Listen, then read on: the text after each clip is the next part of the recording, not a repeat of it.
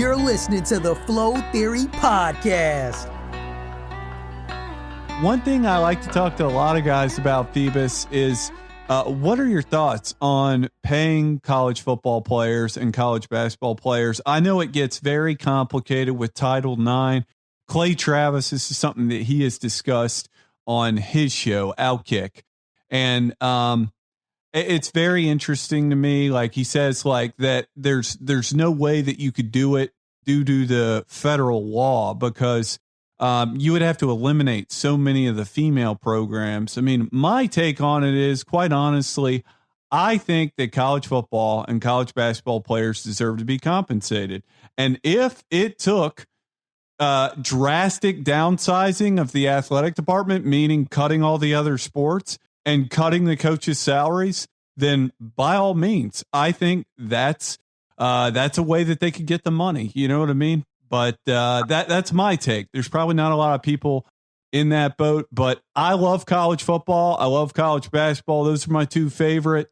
You know, I'm just a firm believer that players definitely deserve a little something extra, maybe about a $3,000 stipend every month. You know, just give everyone like a flat payment.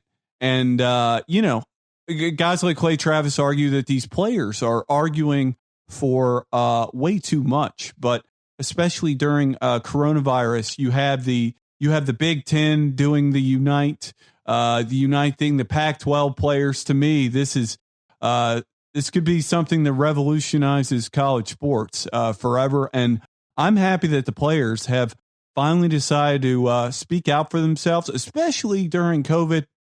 I don't know what your thoughts are on this, Phoebus, but to me, nobody loves college football more than me. People say that people are rooting against sports. Listen, I want players to be safe more than anything else. And I love football more than anything else. But quite honestly, there's no way to do football in a bubble. I think they just need to push it to spring and see what happens. But it just kind of makes my stomach turn, man, seeing all these players test positive for COVID, man, because we don't know the long-term ramifications of the virus.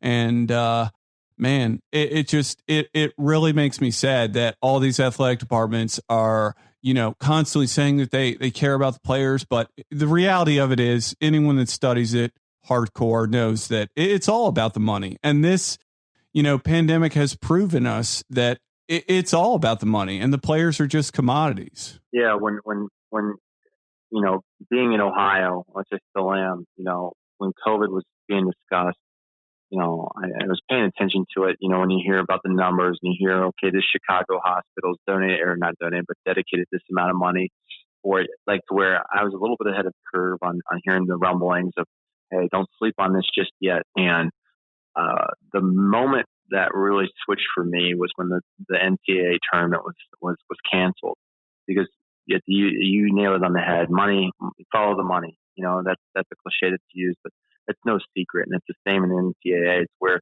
when they turned that down, I realized, hey, there's something bigger going on here. And I didn't know at that point in time what that was. And I know right now there's so many different swirls, and you know, we're pretty deep into this thing now, even though, look, I think the way that the virus is designed, I'm no healthcare professional. I don't like to opine that I am, but, you know, when we talk about, you know, long-term ramifications or whatnot, you know, when I saw people walk away from it, I really thought, hey, the next Black Plague was coming, you know, the bubonic plague. And you didn't know what to think. Hey, you know, with China and with numbers, and we don't know yet. So I can tell you, it's not that I'm not responsible now, but, you know, back then, for the NCAA to cancel the NCAA tournament for me was just an eye opener. And you know, I think the stock market that week lost, you know, trillions of dollars, and say money doesn't lie. And fast forward that, you know, when it comes to the college athlete and what they're all about and getting paid. I mean, I've been asked that question a number of times, and seeing it from both sides. You know, as a MAC football player, to where, you know, yeah, you might get your pill, you might get your fastball, you might get some aid there, here and there. To where I'm not an expert on that by any means. To where I saw guys in the locker room that qualify for that, and normally it meant they came from a lower income, family, or they claimed independent, and to where, you know, living off campus at that point in time, you got $3,100 a quarter. but that had to, they took some of it back because they were trying to establish training tables. They had to pay for your rent, utilities, and just living for, 10 weeks, which a lot of people are saying, hey, you know what? I worked at Jimmy John's and threw together, anything I could and ate on ramen noodles. You hear that all the time. Where like Joe Burrow says, hey, I just want a cheeseburger. To put yourself in our shoes, yeah, you're getting your school paid for, but not everyone is, but you're getting your school paid for, but that doesn't cover when your mom's sick at home, which we had a player whose mother, got, very sick and he couldn't go home because, look, they didn't have two nickels to rub together. And, his scholarly check was pretty much spent then. And, at that point in time to get a flight home was, very expensive. And that would have eaten into where you're talking about, $800,000 plane ticket when I just told you get $3,100, even if you get a Pell Grant or whatnot, which not many people did. But, that touches you and you realize real quick, not only that, you can get in trouble and you put your let me spit it out here, what is it? Stipend?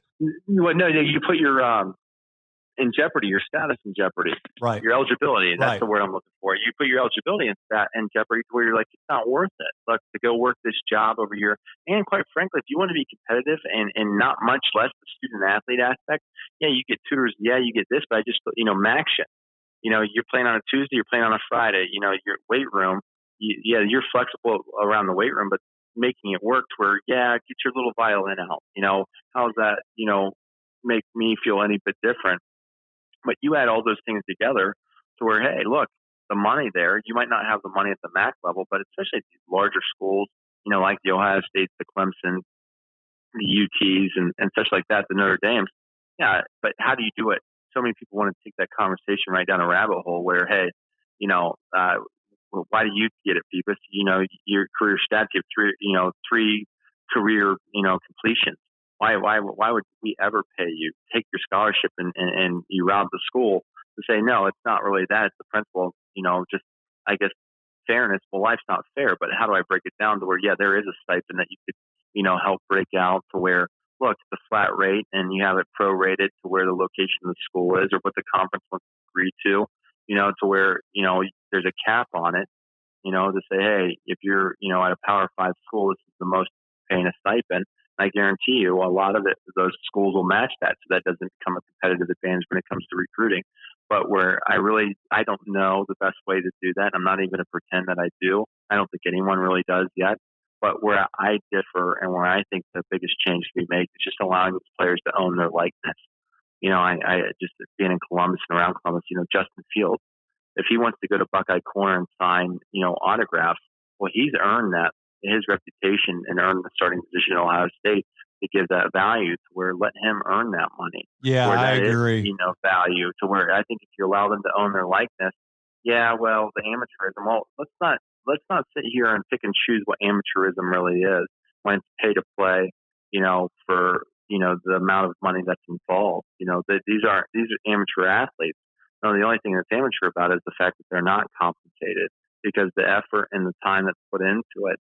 I mean, it's the same requirements where you want to keep that full ride or you're going to keep football priority, no matter what these coaches say, to where they'll support you and they think that you can make both work and they will support you.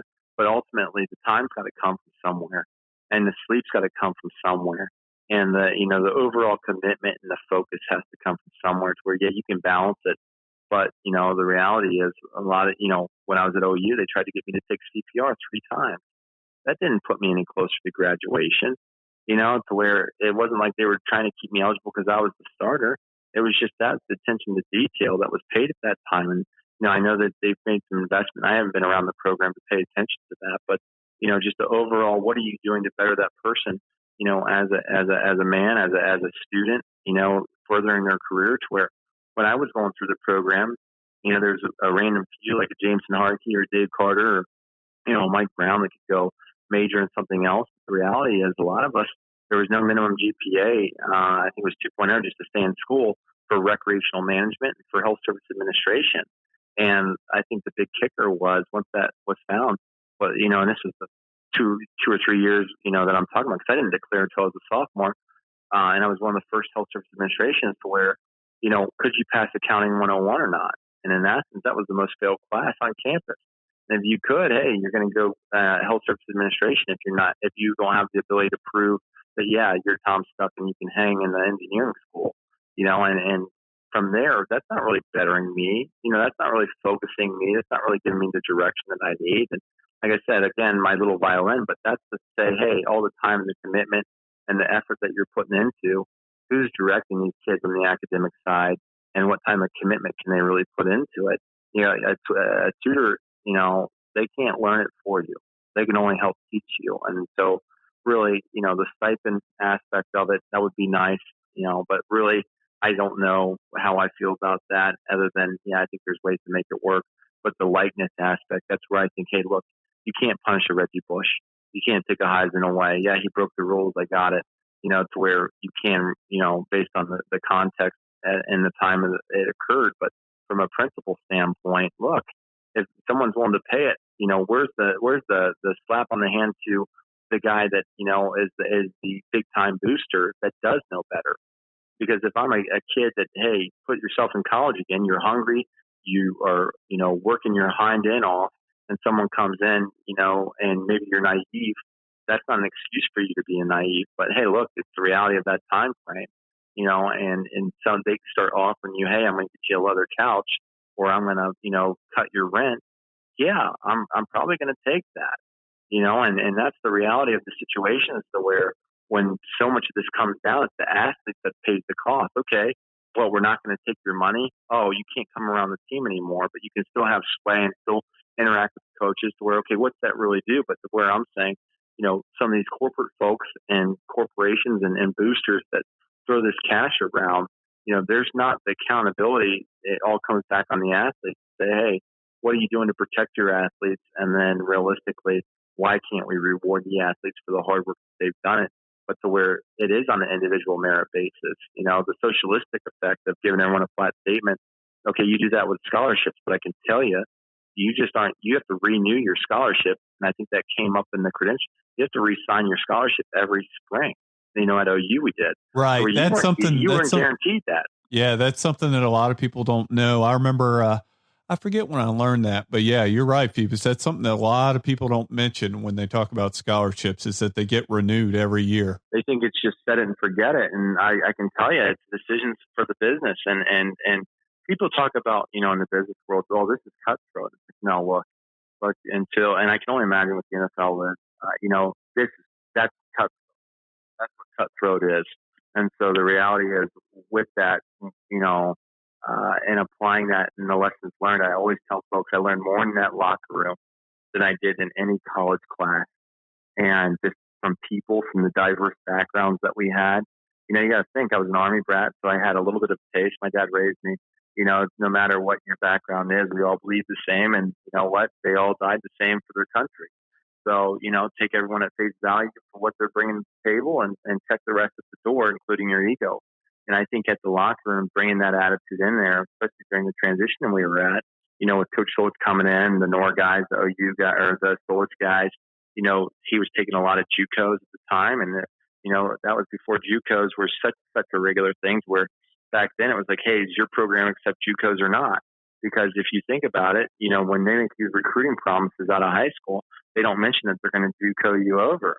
And I guess, if that coach is a JUCO type, or if he wants to invest in organic talent, and yeah, he'll use, JUCOs as a stopgap to, I guess, emergency situations. But, for Coach Solich, he took the Bill Snyder approach at K-State, where take trouble transfers and take JUCO athletes and, and bringing them in to where you put all that hard work in, and hey, look, the best will survive. And you know what? If they beat you out, guess what? You're not going to be around. And, you put all of that time and effort into that sport for something that's not assured. Say, hey, look, you're going to leave me high and dry. Here I am. Well, you can't legally do that. Well, there's a lot of things that you legally can't, that people get their own interpretations and get air coverage on, and they do it. And so you're sitting there with credits, and I saw this happen many of times, and I say many of times, to where someone just isn't on pace to graduate, and they might be a quarter away to this day, because after the football season was done, yeah, those states, those schools, and those programs get rewarded for graduation rates or whatnot. Sometimes they would encourage those kids to come back, but ultimately the reality of what's our goal to accomplish. It's a business. It's a game that you're playing. There's a lot of money involved, even though you're not raking in the dollars, like a big breadwinner of a big time program. But, to your point, Wade, I don't disagree. When you're talking about Title IX, yeah, that's the legality of it, but it's against the same spirit of which, the same behaviors that I have to use there's no entitlement. There's no free ride here. Nothing's free in life. And to where, you get these Title IX sports that, hey, look, they wouldn't, COVID-19 and the fanless experience is nothing new to them because they've never had fans in I'm not even throwing sports out there, but there's a lot of programs, to where you're talking about these folks and yeah, they deserve an equal opportunity. Well, no, why? You're not going to give me the benefits out to keep my scholarship because I deserve an equal opportunity. That's not how that business works. But, you take it up a level, well, you guys have to stay amateurs and we're going to keep a level playing ground here, and follow Title IX to where, these folks and the money involved, where you're carrying the load for a lot of these sports, that really generate no revenue, or little revenue. But yet, okay, well, their kids don't get full rides. I got it. But at the same time, there's an expense associated that you add that over maybe 4 to 5 sports. The sad part is some other Title IX sports, that might be competitive that have to pay the cost to keep that equilibrium and that balance. So that's what I know. Outside of that, I'm no expert on it, but, I do agree. Look, find a way if you can, to a flat fee on top of the scholarship, just to give them some change in your pocket with all the restrictions you have. And then, it would really be nice if you could allow these folks to own their likeness and really start, managing their career on the side where you're worried about protecting their amateurism, like protecting their innocence.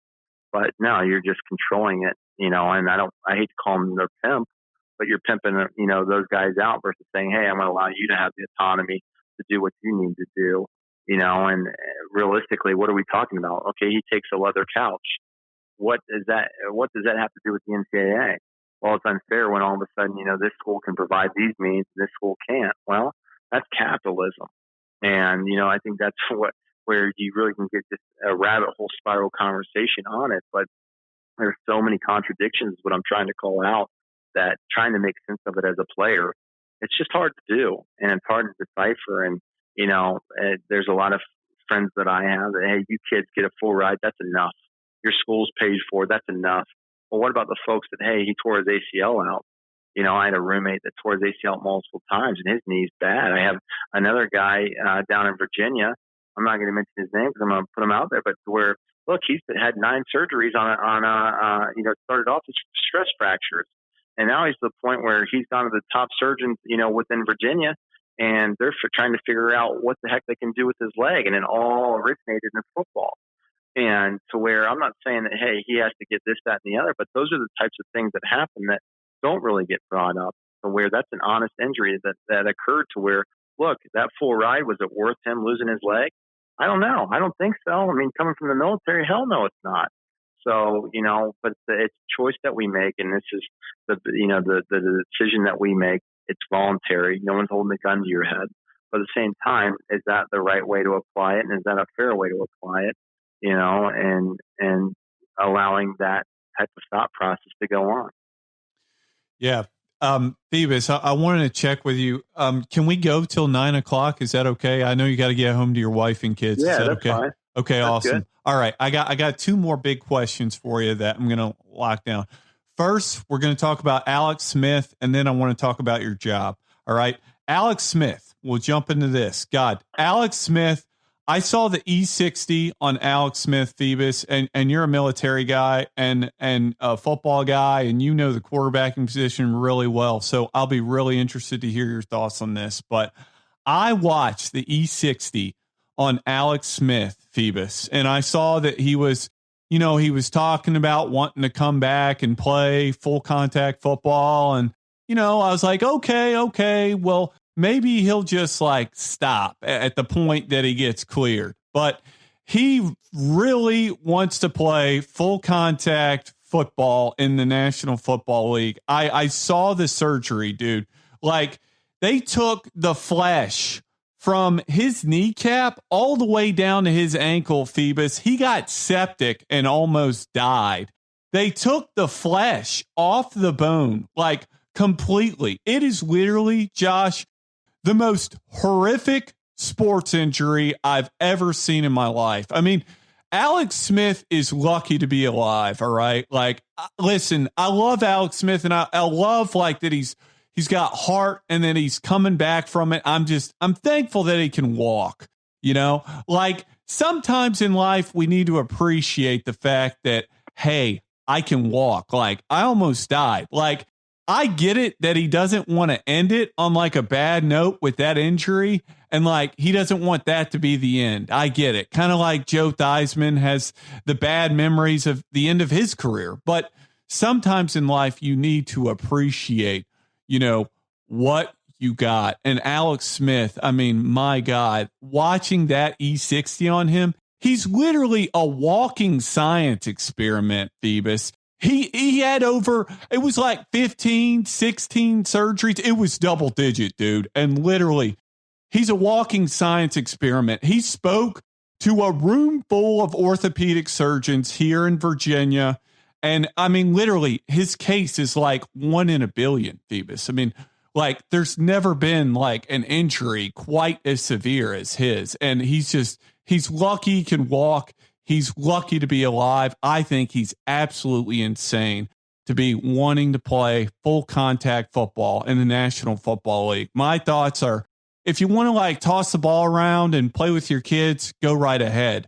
But playing in the National Football League, man, it really makes me cringe, man. It really does. I hope he doesn't get hurt again, because God, if he gets hit in that leg again, man, it's wheelchair. Yeah, I mean, I think if you look at it from Alex Smith, I mean, it's hard to call Alex Smith an underdog, being, with his success and his longevity in the NFL, but the reality is the guy played out in San Francisco. He's just always been, he's never been the person that, you instantly give the benefit of the doubt to. He's had to earn it every step of the way. And, his game is just that of just, a scrapper. He's smart, he's intelligent. He seems somewhat soft-spoken, but see that injury. The flip side of it, and to look at it from a different view, is he's thinking, if I can beat this, hey, football, I'll go out there, and I sacrificed all this to get healed up. I want it to end on my terms, and hell, if I can beat that, then what? I'll take the metal leg if I have to have it amputated on down. Now, his injury, and from what I gathered from it, anytime you hear septic, normally that can be a death sentence for a high majority of individuals. But he's young, and in orthopedics, he's very young. I was a orthopedic device rep for a little bit, and you realize real quick, the way the bone heals with the soft tissues, and the blood supply, and anatomic reduction, and getting it all lined up and such like that. Where, look, if it takes that many revision surgeries, I mean, it's a very, very bad day, which is an obvious statement here. But you add that septic infection, and to where the point is, say, hey, it's healed. The fact that he got cleared, though, that it has a set of very, world elite, global elite orthopedic surgeons looking at it, where, hey, I beat it. I'm tough enough. And at this point in time, what do I have to lose? I don't think it's going to get septic again. If I lose my leg, I lose my leg. For some people, that would sound extreme. But to him, he's like, hey, you know what? This is the game that I've sacrificed so much for. It's a sense of pride that I want to live out the rest of my days, knowing that I went out on my own accord, and I, with the boots on. And I can, the fine line between hard and dumb. And, a mature man wants to live humbly for a cause, and an immature man wants to die for one, and to where for him, there's a lot. I'm not in his mind, but if it were me, I can see where he's at to say, look, I love this game. I don't know necessarily that I'm ready to give it up yet, and I see it as a challenge. And if I can beat what I've been through, hell, what's the worst that can happen to me? It's probably already happened. And, some people say that's a naive thing, but that's just the way some people live. And ultimately, if you can do that and you can get it, that's really what it's all about. And I pride him on doing that. All right. Yeah. I tell you what, man, that E60, if anyone listening to this podcast has not seen the E60 on Alex Smith and his injury, watch that. It's got to be on YouTube or something, but my God. I mean, I've seen a lot of football in my life and I've seen a lot of really bad injuries, but dude, Alex Smith, man, I hope for his sake he doesn't get hurt and it all works out for him. But man, dude, like Jesus, watching that E60 was tough, man. Like I think I was in tears at the end of that. Whoa. You have to. I mean, the emotional sacrifice, and yeah, like I said, the military and whatnot. Seeing some of these folks that come home and just what they have into it. To where, look, there's a story of a range that, look, he had to earn his way back to the line with a metal leg, and not only did that, he actually got shot in his metal leg, and he did multiple rotations with it. He did it. He overcame everything. And I think that's just a mindset to where that's what separates these guys is that, look, they give it all they got and they don't leave anything for the swim back. And, with Alex Smith, that's the way that I think he's wired from everything I've seen out of him. And, for that, a leg and something to where, hey, look, they're living for something bigger, to where he's willing to take that risk. And to your point, hopefully wish nothing but the best for him. But, seeing him go through that sacrifice and that journey, you have to pull for him. And, there's some people out there that have the attitude that that's dumb, they're risk adverse. But look, if he was risk adverse, he wouldn't be where he's at. Yeah, I agree completely. All right. Last topic, Phoebus, before you got to go. Talk to me a little bit about your job. I know you work in the marijuana industry, and also talk to me about the differences between, the marijuana industry and CBD, because CBD has really exploded here the past few years. So I was talking to you on the phone about that a little bit. Yeah. So I'm in the medical marijuana industry here in Ohio. It's been in about 3 years. The program, what started a couple of years back, they issued licenses, medical only. But fortunately, I had the opportunity to come over from medical device and get into it. And we have a, 60,000 square foot facility, an indoor grow. We're growing marijuana with THC. And, cultivation is where you grow the marijuana, and processing is where you turn it into different form factors, edibles, gummies, of that sort, honey of that sort, vaporization products, different concentrates. There's so many different, I guess, categories that niche products, all the way down to suppositories, down to, different things to where it's just such a world where out west, it's been around for, a number of years where it's gone recreational, in Washington, Colorado, California, to where really that's the triangle, the Colorado and California. I mean, those are the two meccas in my opinion. And seeing it move eastward to where I divide, when I look at the industry, I divide it by Mississippi, the Mississippi River, to where, look, if you look at the talent, they've been doing it. They have a passion for it. The culture lends itself more to it, to where to see the paradigm shift and the stigma shift, as we talk about, where we're at in society, and just constantly changing at just such a pace. I've seen that just in the 2 to 3 years, in my time with the direct hands-on. Because I'll be honest with you, before, I got involved in the industry, I wasn't good enough at OU to smoke weed. They'd have cut my hind end in a heartbeat if I popped hot. So I didn't touch the drugs. And then I went right into the ROTC program where they weren't keen on it either. So that's a long story short. It was an adjustment for me, but it's one where, look, I've come to really, I don't want to say drink the Kool-Aid, but I've seen how much it can affect folks in a positive way. What it's done to the opioid epidemic here in Ohio, where it's really bad, where, look, states where, they legalize marijuana, you've seen that rapid decline and the addictions, and there's no overdoses because, look, where the endocannabinoid receptors are, they're not on your spine. So it's not on your brainstem there. And the reality is the DEA said, hey, there hasn't been any technical overdoses, to marijuana. So those are some of the talking points you hear about. But ultimately, I've seen, Wade, what it's done for folks' lives, especially the veteran community. So being involved with it from the start up, from the ground up, we have over 100 employees now, and I was employee number 3.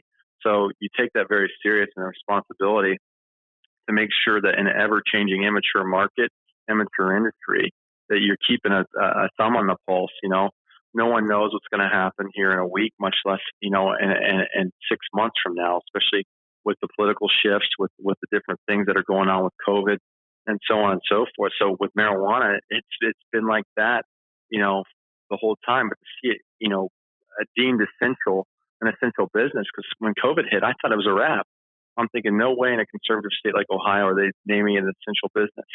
But, it did. It was. And to tell you, I've been very blessed to be in this industry the whole time, and definitely during this COVID time. And, I was running a dispensary, we had a change in leadership there, and I plugged in. And, during that whole, from March, April, May, the early months of COVID here in the U.S., we were running the dispensary, and we were seeing record sales numbers, and record pace, because folks were out of work. The anxiety relief that they might have gotten, even though that's not an approved indication, you just saw the reality of what it was doing and helping people get through it. And I know there's stats out there like terms of times of depression and so on and so forth, alcohol, and everyone's got a vice and whatnot, and they increase during these stressful times. But to see the relief that it gave people, that was pretty cool. But from the marijuana side and the business side, I mean, there's so many folks that have been burned, by the hype of the industry, thinking that federal legalization is going to happen a lot sooner than it did. But throwing the investments to where I call it like a Bitcoin, there was just such uber excitement that was off of just blind emotion versus, sound investment. And, it's federally legal. It's a Schedule 1 drug, to where it can't be, we don't have banking. I handle cash, large amounts of cash all the time, to where that you still get used to that. The tax breaks, 280E. I mean, the dispensaries, the only thing they can write off is, the cost of goods sold, their actual inventory, because other than that, all the business expenses, they don't get to write off. And to where the tax rate, you're talking about, for some of these folks, 60 cents on the dollar, at the dispensary end. So there's a lot of ways that it needs to come. You get a breath of fresh air where, hey, it'll get through, a committee in Congress, and you think banking might get through, but banking is definitely low-hanging fruit. That's the easiest, I think, or the most palatable for, a lot of folks as they start to warm up to this. But you look at the approval rating behind marijuana. I mean, from a commodity standpoint, I think only water rates above it, and it blows alcohol and tobacco out of the water. So it's one of those things that's been around for 10,000 years.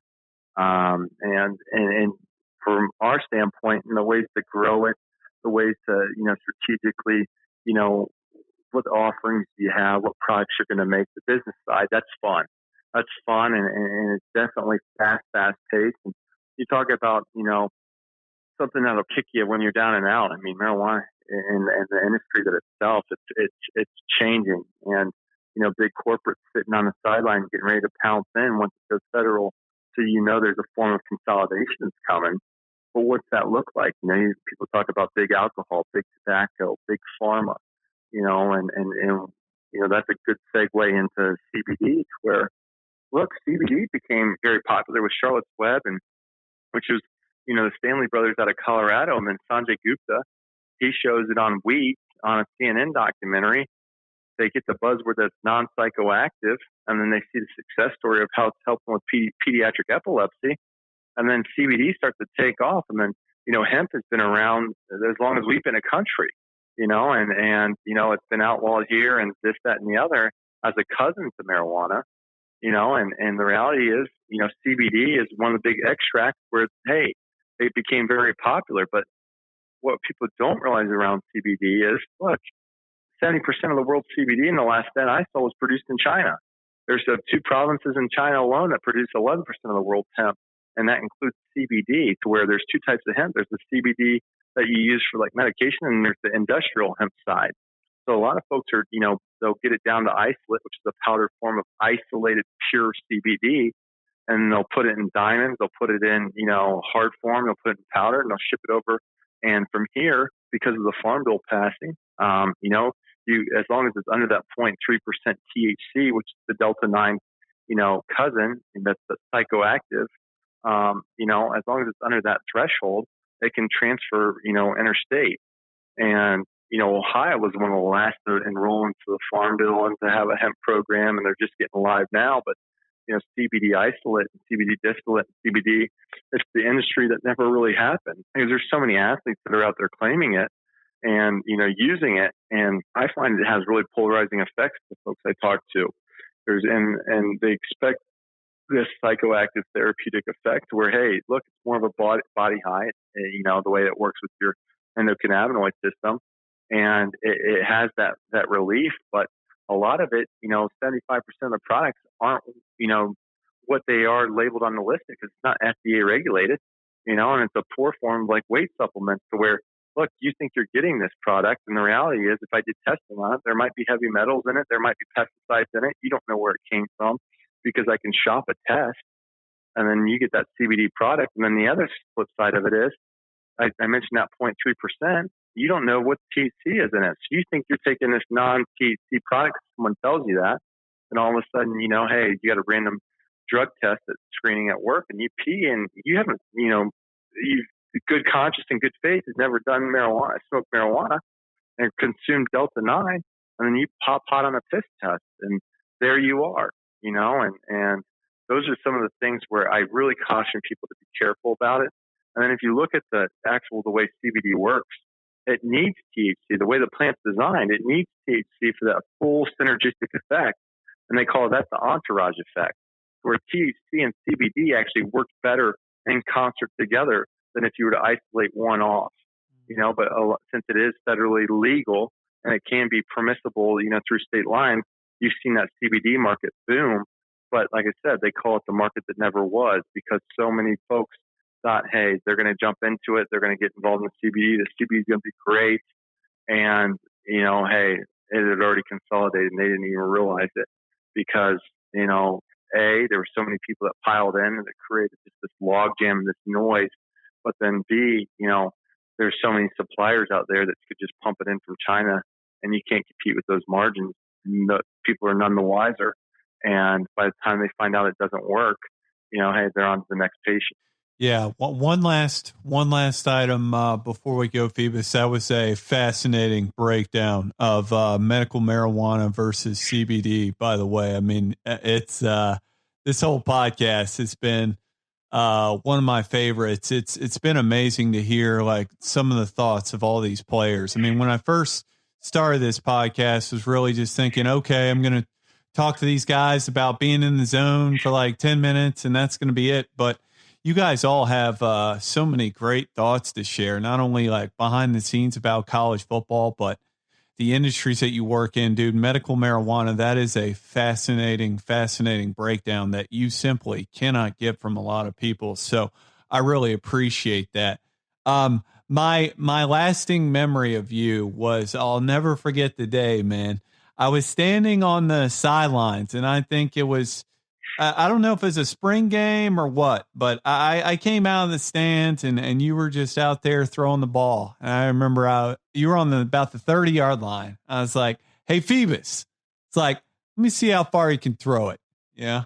And so you pull up from the 30-yard line, the opposing 30, and you ripped an absolute bomb. Like the ball is an NCAA regulation football that whistled coming out of your hand like it was a Nerf football, and it landed on the 3-yard line. I will never forget that until I die. I was like, holy shit. Yeah, no, that was, I mean, that was about what I was good for. It's some arm tricks here and there. And I was a great pregame quarterback, but it was a blessing to play at OU. It was a blessing to meet guys like yourself, Wade.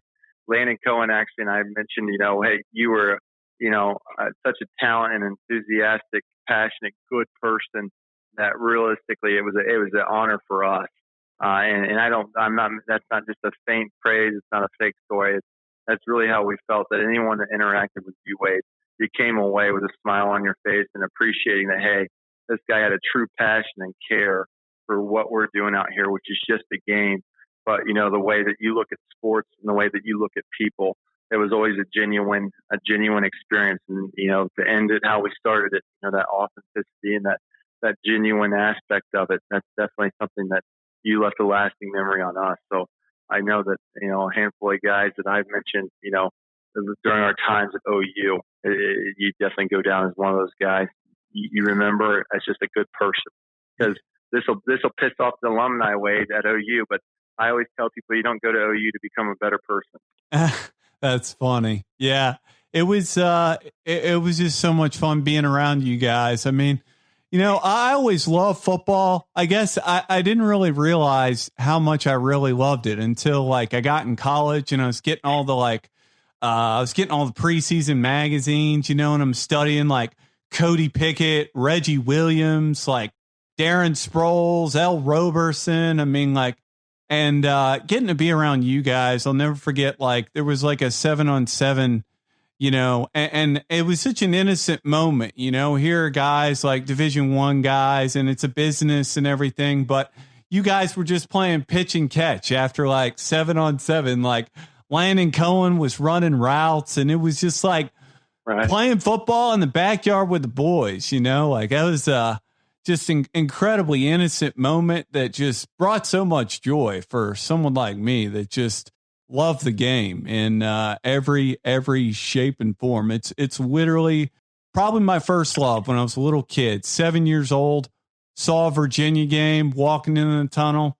I'll never forget watching the players warm up. It was love at first sight, man. No doubt in my mind. All right, Febus. Well, I really appreciate you taking the time and, spending the hour and 40 minutes with me, man. I really appreciate it. And like I said, fascinating interview, just such good information overall. I can't wait to show you this after it's all done. So I really appreciate it, Febus. Stay safe with you, your kids, and your wife during these trying times, my man. Take care of yourself. All right. Take care, Febus. See ya. Bye-bye.